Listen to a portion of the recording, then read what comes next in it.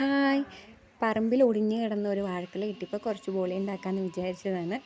എല്ലാം റെഡിയാക്കി വെച്ചിട്ട് മൈദ എടുത്ത് അതിലേക്ക് കുറച്ച് ജീരകം, പഞ്ചസാര,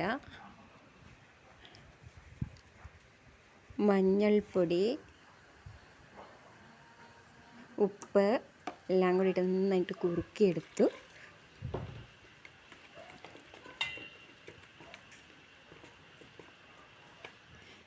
ഇതിലേക്ക് കുറച്ച് കടലമാവും കൂടി അല്ലെങ്കിൽ അരിപ്പൊടിയോ ചേർത്താൽ നന്നായിട്ടിരിക്കും. എന്നിട്ട് നമ്മളത് മുക്കി എണ്ണയിലിട്ട് നന്നായിട്ട് പൊരിച്ചെടുത്ത് 4 മണിക്കത്തേനുള്ള സ്നാക്സ് റെഡി. വീഡിയോ ഇഷ്ടപ്പെട്ടെങ്കിൽ എല്ലാവരും സബ്സ്ക്രൈബ് ചെയ്യുക, ഷെയർ ചെയ്യുക, കമൻറ്റ് ചെയ്യുക, ലൈക്ക് ചെയ്യുക.